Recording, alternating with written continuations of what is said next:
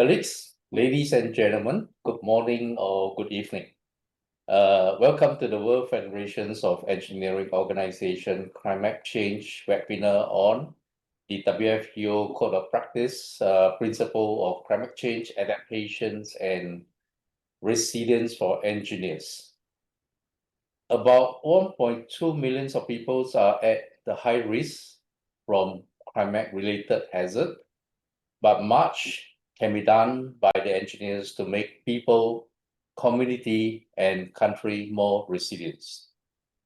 And assessments of 44 countries show that in spite of growing attentions and adaptation planning, most countries are still lagging in implementing resilience interventions, especially those related to policies and micro-fiscal dimensions.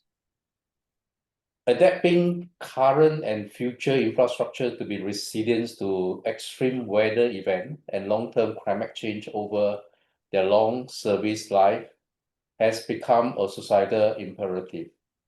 Engineers need to understand and play a key role in achieving this goal as an integral part of their practice. WFEO is committed raising awareness among engineers about potential impacts of the changing climate and how this relates to engineering of existing and future infrastructure development. As such, the WFEO Model Code of Practice on Principle of Climate Change Adaptation for Engineers was developed and published to provide practice guide to engineers to consider implications of climate change in their professional practice, and create a clear outcome of those considerations. Today, we have the pleasure to invite David Lapp, member of WFEO Working Group on Climate Change, and also an associate of Climate Risk Institute, to share with us on the WFEO Code of Practice. This webinar is organized by the World Federation of Engineering Organization in collaboration with the Engineering Institute of Canada. David is a professional engineer graduated with Bachelor of Applied Science in Geological Engineering from the University of Toronto in 1978. Following a career of nearly 20 years in consulting engineering, David joined Engineers Canada in 1997, and for the subsequent 23 years, he assumed a variety of roles in international affairs, engineering qualifications, co-authoring several national and international practice guides related to sustainability, environmental stewardship, and climate change. Without further ado, I will pass the floor to David. Thanks. Thanks, everyone. It's my great pleasure to be here today to present to you on a subject that I've been working on for well over 20 years. It's really it's great to see the evolution of this of engineering practice in climate change, and we now have people like climate engineers, and that was unheard of 20 years ago. So I'm going to share a presentation with you, and I'm speaking to you from Ottawa, Canada. So it's a little early here. The birds have just started to sing here, but really pleased to be here. So I'm going to start my presentation, and we will get this going here. And okay, so, and slideshow, yeah. Oh, yeah, slideshow is over here. All right. So I'm going to be presenting as was introduced on this code of practice, developed about 10 years ago by the Committee on Engineering and Environment, and has since been assumed by the Working Group on Climate Change under the WFEO. And so the outline, I'll start with some introductory remarks, just give a bit of background, the rationale, why engineers should be dealing with climate change, and really the word is changing climate, not just really climate change, because there is no doubt that the climate is changing. We'll talk a little bit about the development of the code, its authority and the application of the code, talk about the existing principles. There's 9 of them, and there's some that are now under development because this document is now under review by the working group and being updated to add some new principles and concepts. I'll end with some closing remarks, and then we'll have some questions and discussion. So the first thing to say, and I've already kind of said it, is that our climate is changing. We're seeing lots of changes in climate parameters, temperature, precipitation, extreme weather events. There's a listing here, and the bottom line for engineers is that the climate has become non-stationary. So in the past, we've assumed in design that the climate is stationary. It's sort of within a range, of course, but that has been stable and will be stable going forward. But because of our changing climate, that is no longer the case. So we need to account for that, in our design and our practice. And this is, it's a scientific fact that this is happening, and we certainly have evidence all over the world of extreme events, big changes, and huge impacts on infrastructure, which is what this presentation is focusing on, is the adaptation and resilience needed to achieve infrastructure that can last over its service life, its life cycle. We're talking here in the context of adaptation to climate rather than mitigation. There's really 2 strategies that we're dealing with worldwide: climate adaptation and climate mitigation, where adaptation is really trying to manage the inevitable of climate change or changing climate, whereas mitigation is all the efforts around reducing greenhouse gases, trying to, one might say, stop or reduce the rate of change of climate change. So this presentation and this practice guide, or this model code of practice, really focuses on the adaptation and resilience. And of course, as the bottom line there, it's not a choice. We have to deal with this, and engineers do play a very key role. So I want to go back to, as engineers, I just want to relate, why do we need to consider climate and the changing climate based on the scope of our practice? And it comes down to loading, on an infrastructure. And this is any infrastructure. This is not just buildings. It is water and wastewater systems, roads, coastal structures, and so forth. The climate affects all of these and can damage and make them, not work anymore, one might say. So we're really, but, in the general sense here, it's the classical engineering approach to design is, we have a capacity that we're designing for that needs to exceed the load so that the structure, the infrastructure does not fail. We add a safety factor to account for things like the properties of materials, which we don't, there's a little bit of variation in that.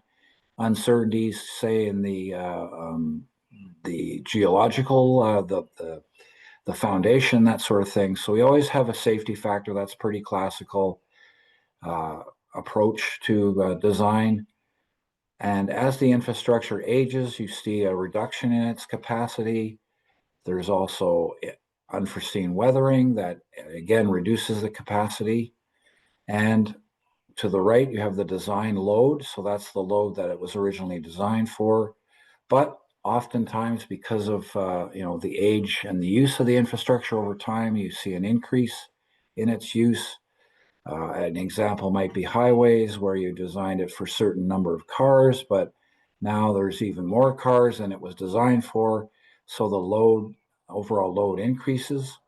And what happens when a climate event happens, for example, an extreme climate event, or over time you see the increase in the loading from a climate parameter, is the load exceeds capacity, and you have a potential failure condition. And then, of course, as engineers, that is our first purpose, is to prevent failure of infrastructure. And you can see that, you know, climate is an additional load that can cause this failure. And this is the changing climate. So it's not just the load that was designed from the original climate, which is changing. It creates a situation here where it can cause the potential failure condition. So just to relate this back to the climate itself, and here you have a distribution of a climate parameter. It could be temperature, precipitation, or, you know, any climate parameter, and you have a certain design value or infrastructure threshold. So that threshold is the design factor which assures that the infrastructure will not fail. For the most part, you know, there's a certain tail at the end of that distribution where the threshold may be exceeded, but it's small, and, you know, you cannot design for every situation. But, you know, this is the situation, and we have to think about it in terms of the life cycle. So we're talking about over a 50-year, 100-year period. You know, the climate, we got to design this thing to consider to work properly and safely for that whole life cycle. If you see, then you see the change in the climate. So you see a shift in the mean of that climate parameter, shifts the distribution, and now you have a larger area of potential exceedance of the infrastructure threshold if you keep the threshold at that level. The other thing that can happen, and we're certainly seeing that, is a more variable climate as we're going forward. And so you see a shift in the variance of the climate, which means that that area under the curve is even larger, which means there's a higher chance of that threshold being exceeded. And this is alarming for us because we need to make sure that this is not happening, or will rarely happen in the lifetime of that infrastructure. So it's all about, you know, managing the risk. And really what it comes down to is, you know, when the climate is changing like that, and it's increasing the chances of a climate event causing that potential failure condition. And the reason that we're looking at risk is because climate is uncertain. We don't know how fast and how much the climate is going to change for those parameters. So it's a question of assessing what is the probability of the risk of that happening. And it comes down to using risk science to accommodate and address the uncertainty of climate from an engineering standpoint. So in this case, you have a flood, for example, that has a low probability of happening in that small little area under the curve. But then, of course, as that climate is shifting, you see a change where the probability now is increases to a level where the risk is now very, very high. And through adaptation efforts and engineering playing a big part in that, you reduce the consequences or the damage or the impact of that to a level that's acceptable. You know, we can't entirely eliminate the risk, but we can reduce it to a level where perhaps something that could happen several times over the 100 years may happen once or not at all, in exceeding that climate threshold that we talked about earlier. So moving on to the community practice, the Code of Practice itself. This is a document that is around 10 years old, created by the Committee on Engineering and the Environment. It resides on the WFEO website, and the link is there. And I would encourage all of you to get the document in its present form and to read it and to embrace it. It's a model code of practice. So in that case, it's a voluntary thing. It's not, one might say, mandatory, but it's a suggestion. It's a recommendation.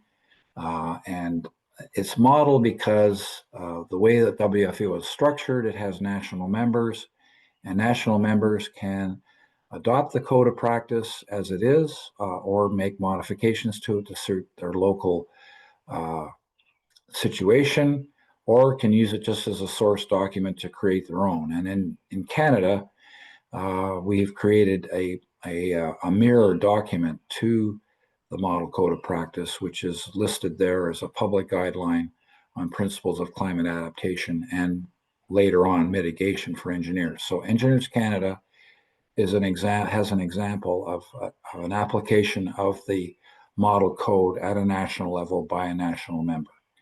And as mentioned at the beginning, that we're currently updating this document through the working group on climate change, because it's been about 10 years old. The notion of resilience was not much in the literature or much in practice 10 years ago, but has since really been embraced as an objective of the reliability and safety of infrastructure. So we want to make sure that we update the document to reflect current understanding and current codes and standards and so forth. The authority is really, the idea behind this code is to inform and give the guidance and define a scope of professional and ethical considerations to deal with this infrastructure issue by engineers. So the target audience is engineers. Of course, we don't work on this issue by ourselves. We need to involve others, and that's one of the principles, which I'll explain in a moment. But we certainly, how do I even get started in climate change? How do I, as an engineer, deal with this and think about it? And that's what this document is intended to do. And it's advisory. And really, when it comes down to it, engineering is about judgment. We don't just use a formula for a design. We have to judge the veracity of that formula and the applicability of that formula in the situation that we're at hand. And so that calls us to judge the situation. And what this code does is it actually provides guidance to help you think about how to judge the situation and, of course, document that situation. And in a lot of countries, there's not a lot of legislation or regulation related to climate. It's certainly more than it's been 10 years ago, shall we say, but there's still a lot of gaps in many countries, and so this code is hopefully will be an aid to engineers to in the absence of other guidance. So that's really an intent. And it's as I say, focused on the adaptation and resilience piece. And one thing that we have to realize in all of this is that as engineers, we typically are not the final decision makers. We work for clients, owners of infrastructure. They have the final say. Our professional obligation is to advise and to document climate consideration as part of our practice, and that's what this document is to do.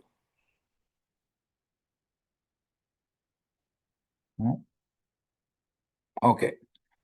So the just one thing about language, and the document is, because it's a voluntary document, you rarely see the notion of the word should.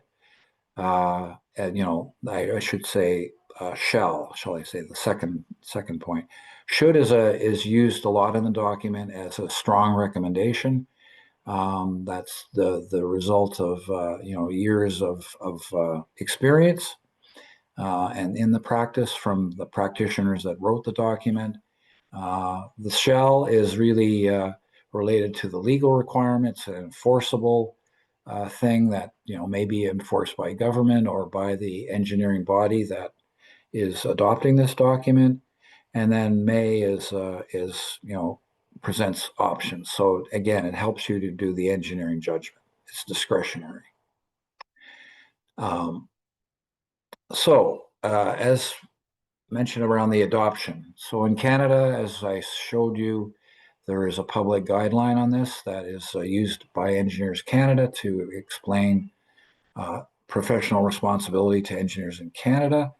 But it's, again, we don't have legal authority. It's government that has the final say, and WFEO itself is not a legal authority in any jurisdiction. We are an international organization of national and international members. That being said, that doesn't mean we can't produce documents like this that provide guidance and a consistency across national members.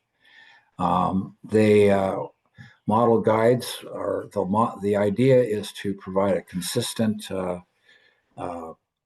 reflection of practice in different areas, and this one is one of them. There's another one on sustainable development and environmental stewardship that's also exists on the website. And as shown here, national members can adopt the Code of Practice in whole or in part, or do whatever they want with it. But the notion and the hope is that they will encourage engineers to at least review this document and incorporate it into their practice. The other thing that happens with documents like this is that when you have a contract, it can become a legal requirement if it's incorporated into contractual language.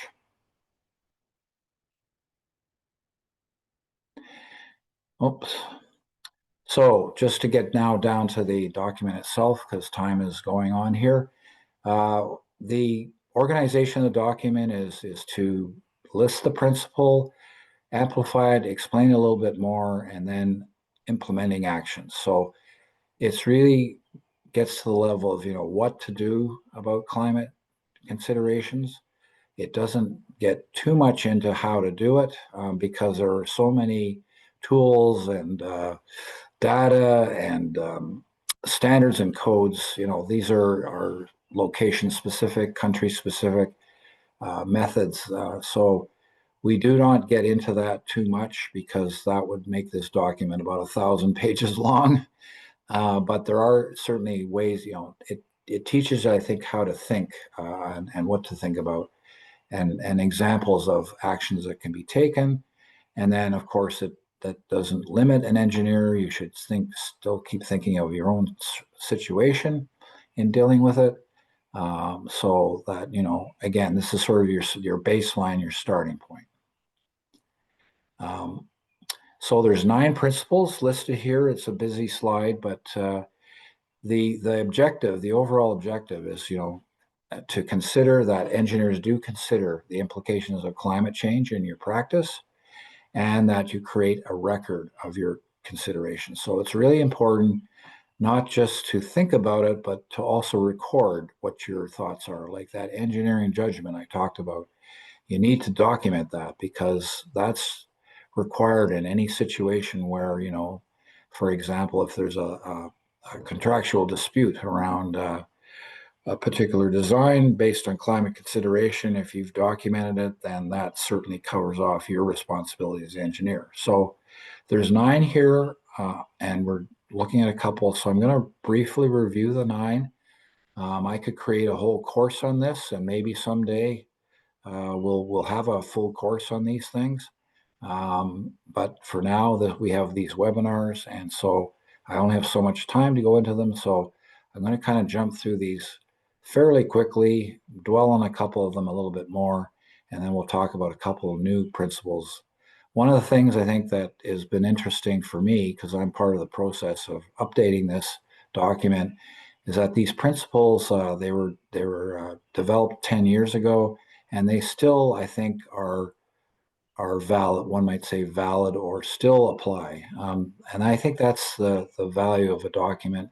It shows that, the document still resonates, still applies 10 years later. And that's, you've done something right if if those principles don't change, because they shouldn't change, and what we're really doing is just adding to these principles, not replacing them or saying, oh, well, that's no longer valid. It's certainly, in the review we're doing, these certainly still apply. So again, go through these fairly quickly. The first thing, of course, is bringing adaptation into your practice. Like, think about it. Ensure that it's considered. And part of that is, developing an understanding of the climate, in the area that your infrastructure is to be designed or operated. You need to understand that climate to the best of your abilities, because that informs how you're going to do your design. And it really extends, the consideration extends through all phases of the engineering process, from planning, design, construction, and really through the whole life cycle of the infrastructure, operation, maintenance, and also into procurement, because some engineers are involved in the procurement of infrastructure. And so you need to be able to specify what it is that you want in climate consideration if you're involved in procurement. The implementing actions, here's some of a listing of some of them. So what are the climate parameters that are most important for your design? And to understand how those are going to change and whether the impacts that they could have on the infrastructure. And to document what has been done to design, mitigate the impacts. So again, back to documentation, and to look at, operations and maintenance, because you can't design a climate-proof infrastructure that is impervious or how shall I put it? It's like it can withstand anything that climate can throw at it. Well, that's just impossible. So it's a combination of design, operations, and maintenance, and it's finding that sweet spot between the two that enables that infrastructure to operate through its life cycle in the changing climate. And maintaining the record. So that's certainly, and all of this requires judgment. There's no formulas here. There's no like, oh, it's this and that's it. And that's what engineering is. I mean, I always think of this as, if this isn't engineering, then I don't know what is engineering. So codes and standards, of course, this is a very important element of our practice. Many countries have codes and standards, some don't, and they may rely on international standards, but nevertheless, engineers do use these as a basis for design. And one of the things that is an unfortunate reality of codes and standards is that it's a very slow process to change those codes and standards.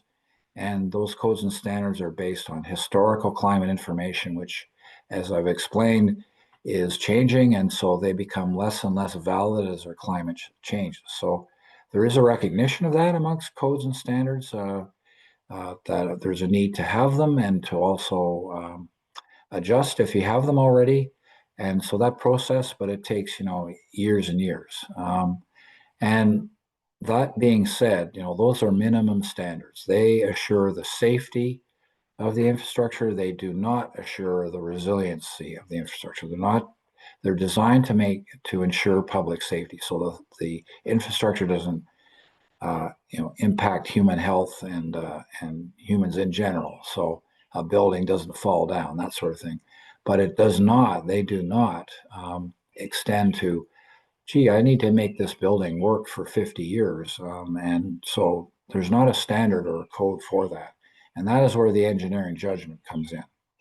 And so you need to think about that as a starting point rather than the end point. And this is where the judgment comes in. Should I use that standard? Will it be applicable over that 50-year life cycle of the infrastructure, given that changing climate? Well, I may need to adjust my design threshold that was mentioned at the beginning to account for that changing climate.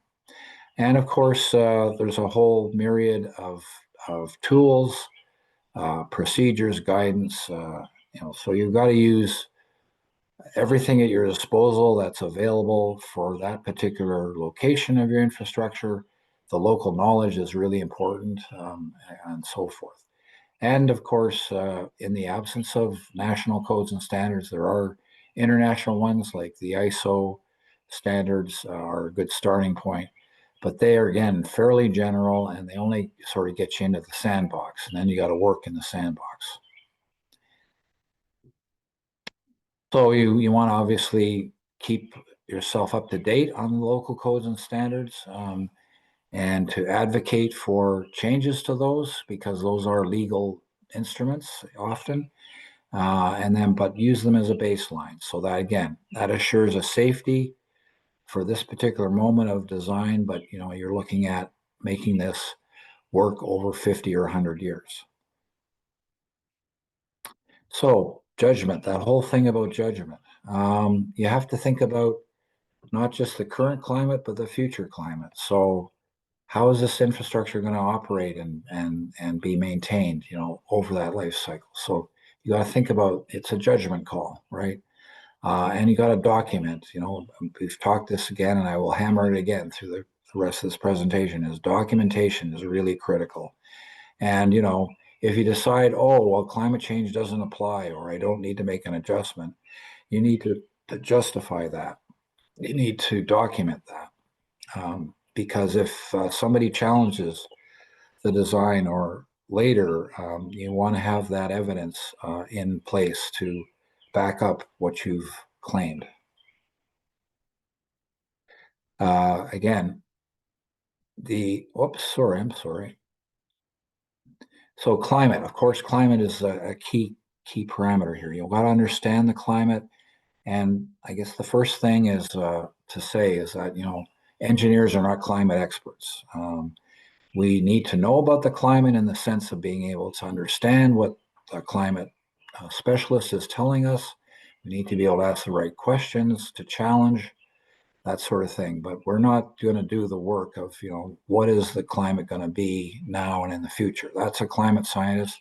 So first group you work with outside of engineers is climate scientists.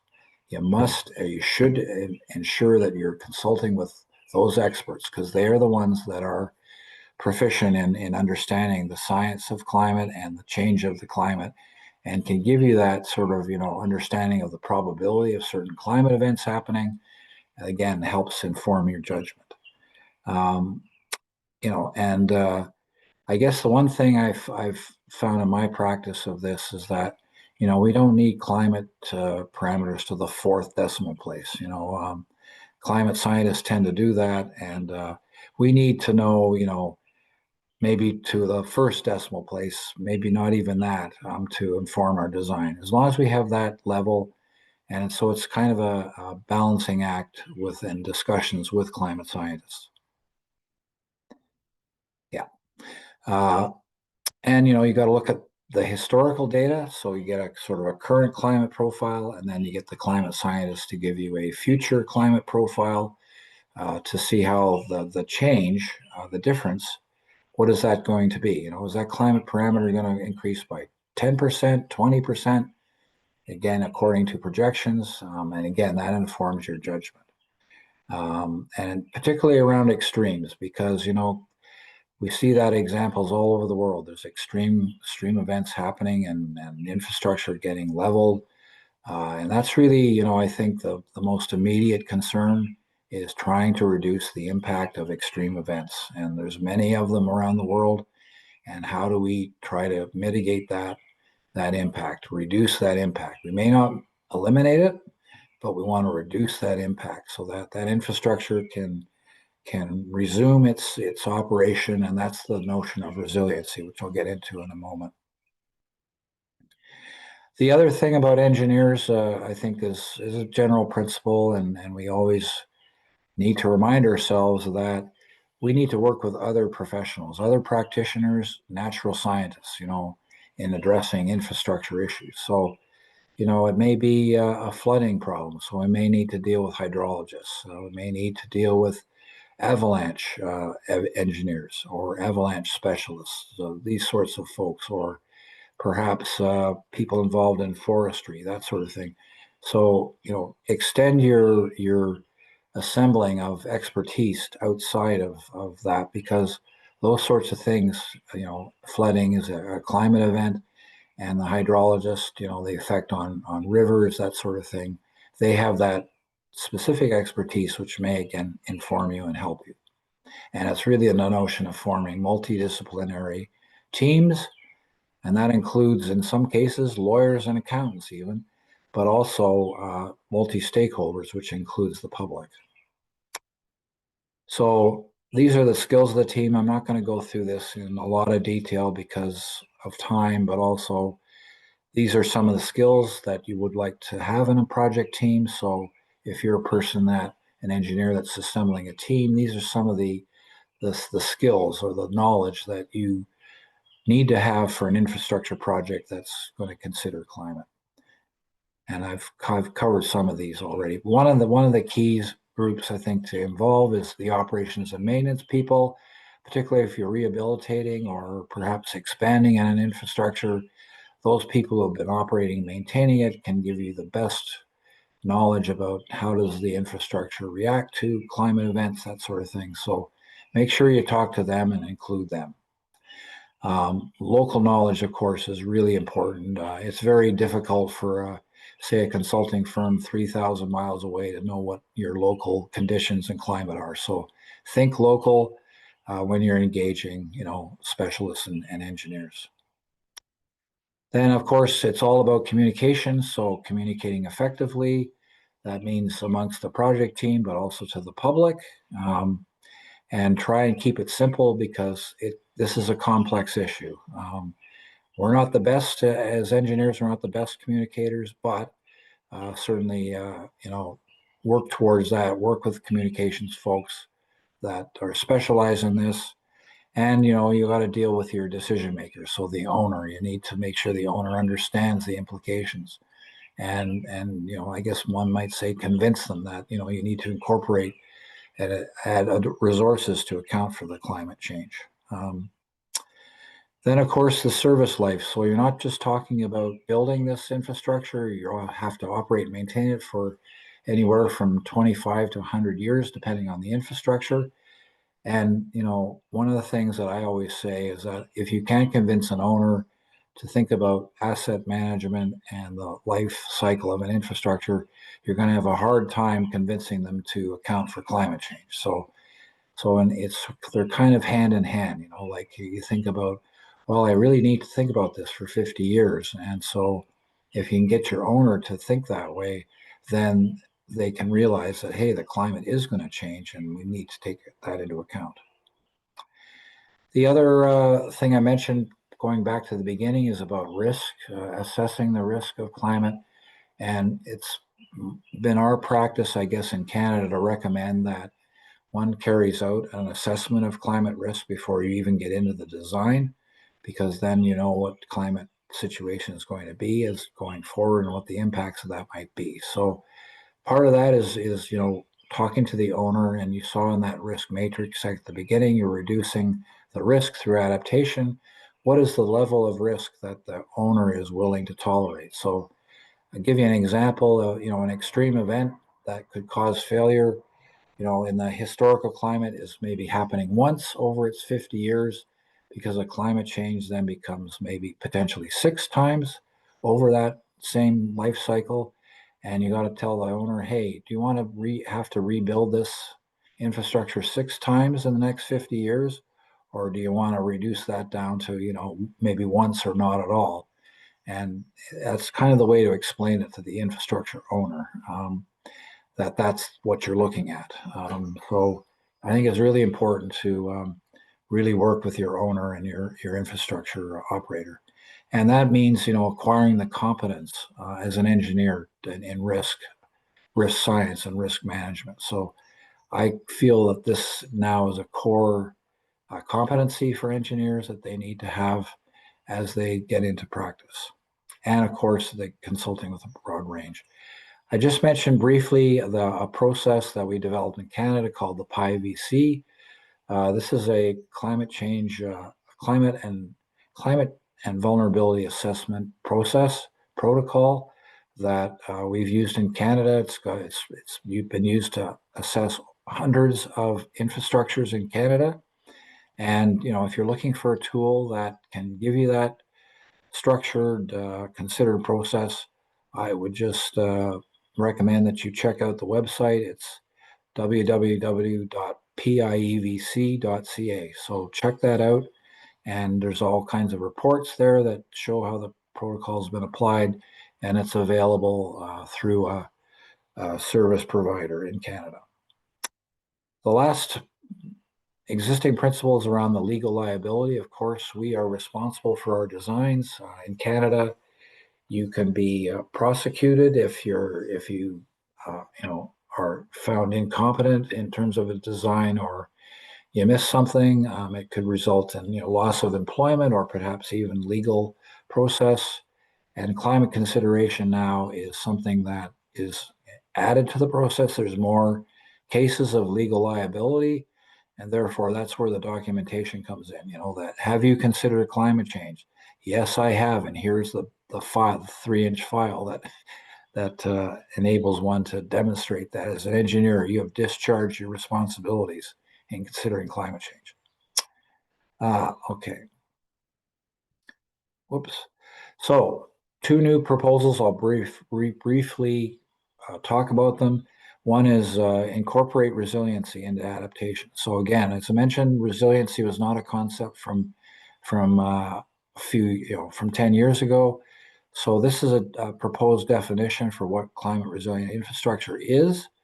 So it's the planning, designing, constructing, and operating to withstand climate impacts, and the ability to recover and provide service quickly. So it's not just about safety, it's also about service.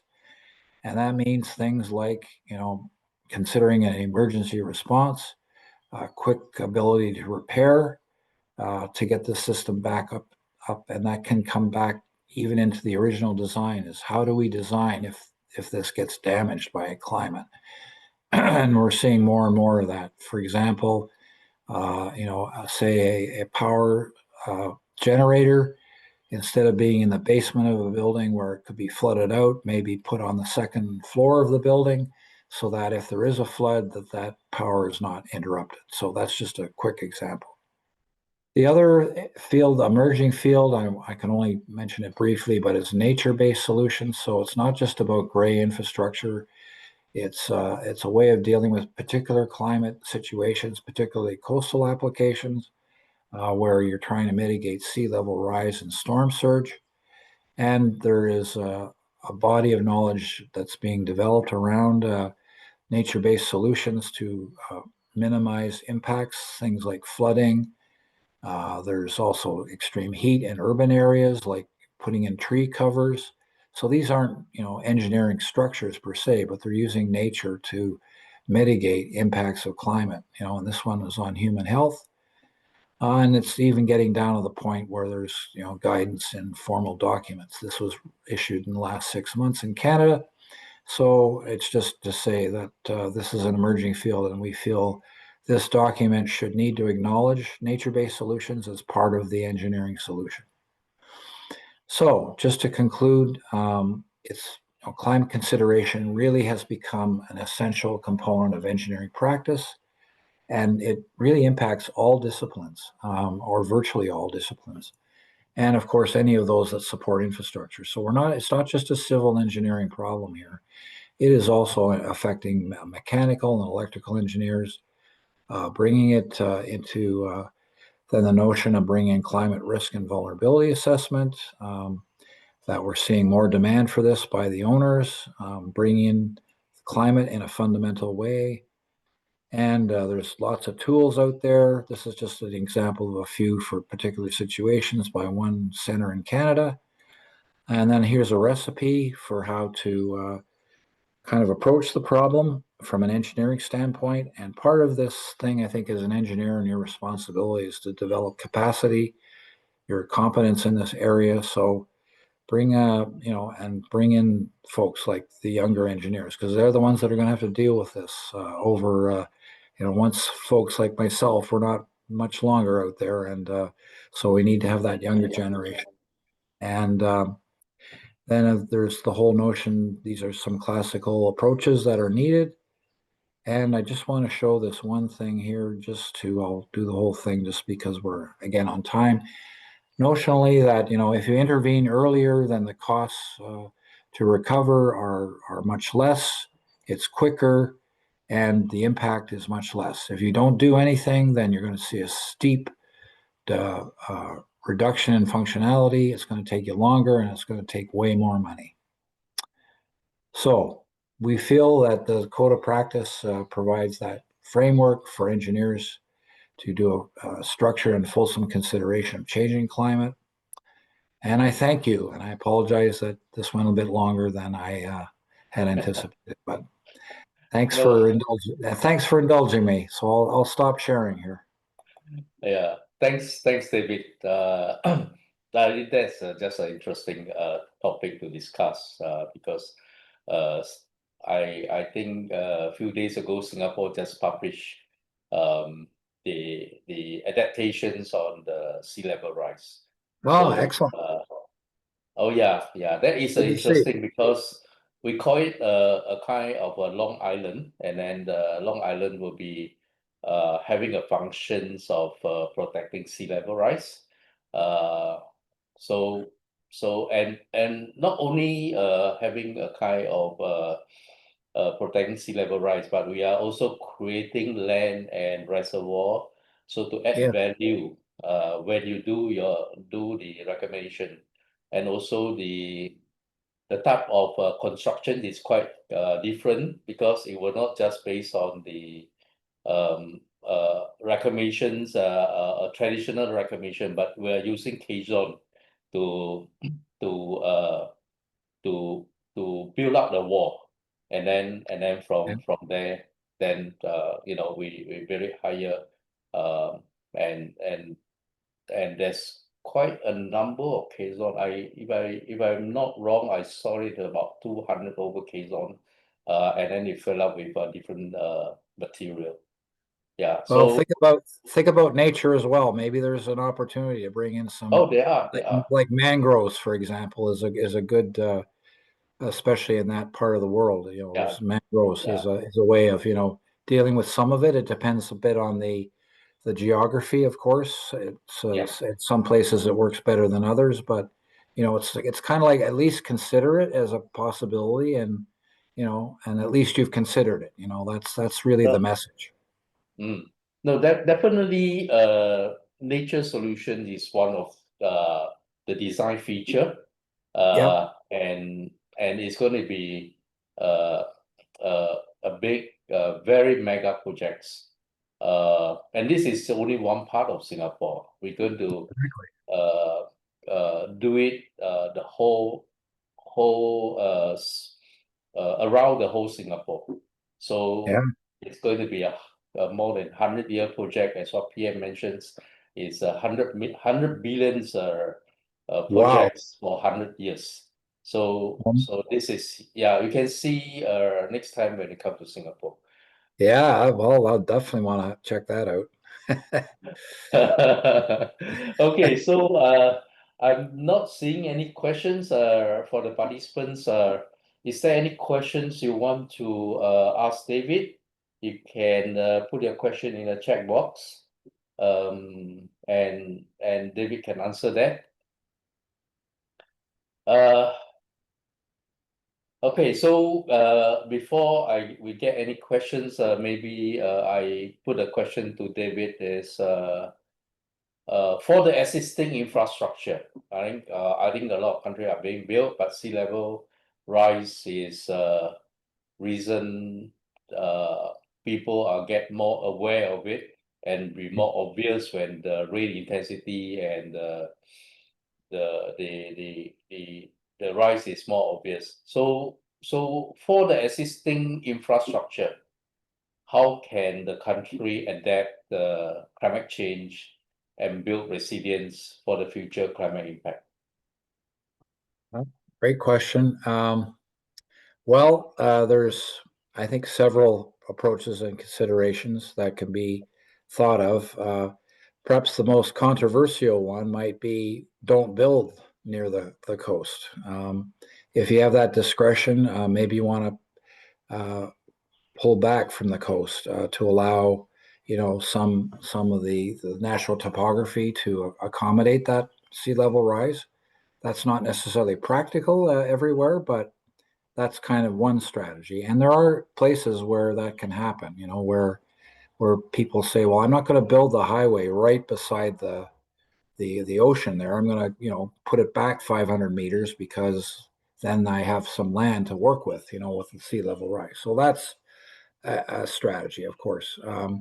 The natural nature-based solutions, again, depending on geography, could mitigate particularly things like storm surge, because sea level rise alone is one thing, but when you combine that with storm surge, the damage that can happen is enormous. And you could have the combination of high tide, sea level rise, and storm surge all happening at the same time, and it could be terrible. So you gotta think about those extreme situations. And and that comes down to the design, but also the maintenance. Like, you don't just forget about it for 100 years. You need to look at it every, even if you've used materials that have those lifespans, you need to do things like inspection every few years just to make sure that everything is going well. And of course, you'll have people complaining if if they see impacts, right? And but it is a challenge over 100 years, because certainly over 100 years we could see a meter rise, and that's a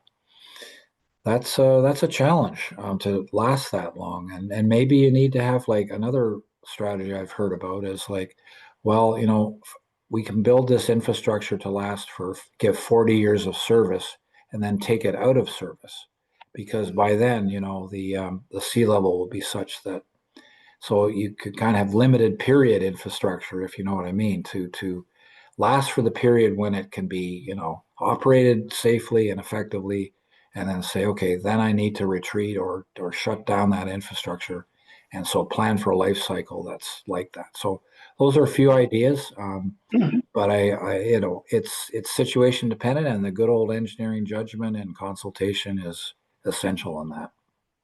Mm.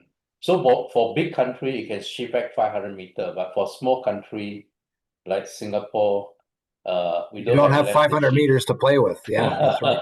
Yeah, exactly. Yeah, we don't have 500 meter. Yeah, no, I'm kind of giving an example. So I mean, it could be much less than that, or you build up the shoreline, or put the riprap rock. That's a pretty common thing, again, to handle the storm surge, but that doesn't handle the sea level rise particularly, right? So it's a combination of things. There's no, with this issue, there is no one magic bullet like, oh, this is going to solve everything in one thing, one action. So I think you just got to realize that and say and again, situation dependent and resource, how much money do you have? How much time do you have? These are all the other engineering factors we bring into our decisions, right? And it's not just, it's climate is an additional, it's like an incremental load, as we were saying at the beginning, right? Mm, Now we need to take that into account. We didn't need to necessarily do that before, but now we do.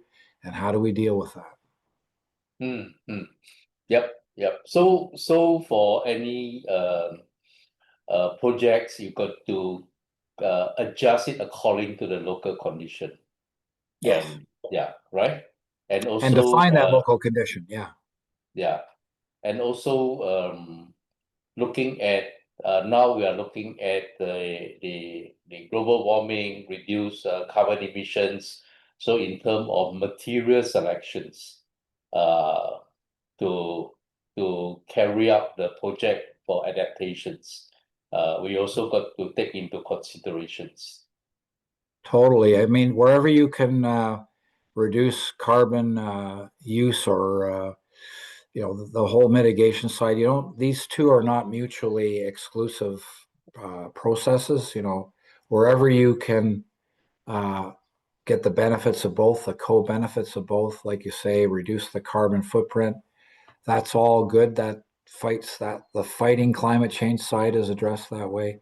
The only thing I would caution is that sometimes you can have, uh, negative effects of, like they call it maladaptation or malmitigation. So, in trying to accommodate one objective, you compromise the other. So you have to think about that in terms of, okay, what's the best balance here, of achieving those things, and how important is it, like your reduced carbon, for example. Okay, that's going to probably cost more money. Okay, so Mm, the question is going to be, so am I going to put my resources towards reducing carbon at the expense of perhaps making this infrastructure less reliable. Okay, it could come down to that. And that's a choice. And then that's where engineering judgment comes in. And that's where you got to talk to your owner and go, okay, owner, what do we need to achieve here? What is the goal? These are the impacts and the costs of the benefits, and to try and come up with the best solution and document it. Yep. I think cost benefit is important. Doing some risk assessment is also important before you make any design to the project itself. Totally. All right. So another questions, probably I can pose it to you, is the climate adaptations is going to be expediting. I would say, in other words, that global warming is going faster as compared with the code we are usually practice, right? So when you Yep. talk about 100-year return, now probably you got to consider 50 years. So what how the engineers can adapt to some of these code of practice, before the code is being published by the relevant authority. Yeah. Good question. And that's a dilemma engineers face a lot of times. It's a challenge from their owner saying, hey, like there's a code here, and going above the code is going to cost more money. Okay. It's just inevitable, right? So you have to make the case, as to why that should happen. And that's where, and especially related to climate, is you need to provide the science, you need to provide the impacts, the costs of those impacts, to convince your owner that we do need to go above the code or standard. And as I said before, the code or standard is only assuring safety of the infrastructure. It does not assure at all the resiliency, and that's the new area for us. Is now we're being asked to, hey, I want an infrastructure that's going to last in a changing climate for 100 years. Well, that is like, wow. That's kind of a very new need that's emerged, right? And engineers are being, part of that group that's responsible for that, right?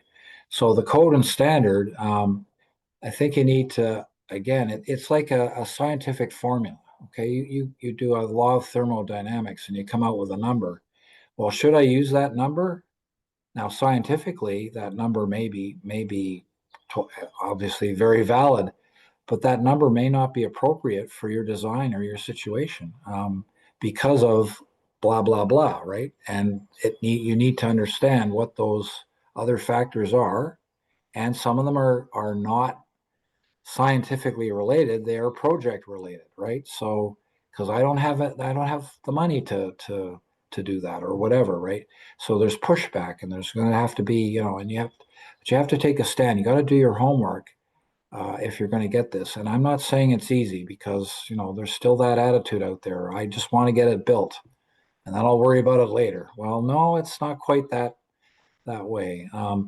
The other thing I think that could be really helpful is in the maintenance, the operations and the maintenance. And one of the things I'm advocating for is maintenance standards for infrastructure. So not only codes and standards for design, but also that engineers specify maintenance standards. And an example would be is when an infrastructure is designed and then constructed, and the final wrap up of the project, and then there's a handover right to the operators, is that there's a schedule that says this is how this infrastructure should be operated and maintained in the next 30 years. And if you were to do that, then that becomes a legal document. That would be part of the papers that are delivered as part of your finishing the project. And that would then it's a fiduciary responsibility of the owner of that infrastructure to maintain to that schedule. Because I've seen it in Canada, a lot of especially smaller communities, they go, oh, we don't have the money to inspect this year, so let's do it next year. And that has implications, right? But if it's in a schedule that is part of the legal obligation, then there's the weight behind that. And it could be also reinforced by maintenance, by having codes and standards in that area. So I would really, that's something I've been trying to get going in Canada. Not succeeded yet. I may not succeed, but hopefully others will realize that that could be a good approach, and we'll go from there. Right, right. So this is why you need the engineering decisions and rather than scientific decisions. Totally. And Totally. right. Yeah. All right. So I think our times are up, and Okay. thank you, David, for doing this sharing sessions for WFEO, and then and thanks everybody for your attention to attend these sessions. So we'll close it at for these sessions. Thank you I'll very much. just say one thing. If people want to have questions, they think about this, or they look at the video after, and they want to send me a question, I'd be happy to answer that question. Perhaps WFEO could provide my my email, and I'd be happy to respond to any question that anybody has. Okay, great. All right. So thank you very much, everybody, and see you next time. All right. Enjoy your day. Bye. Bye now.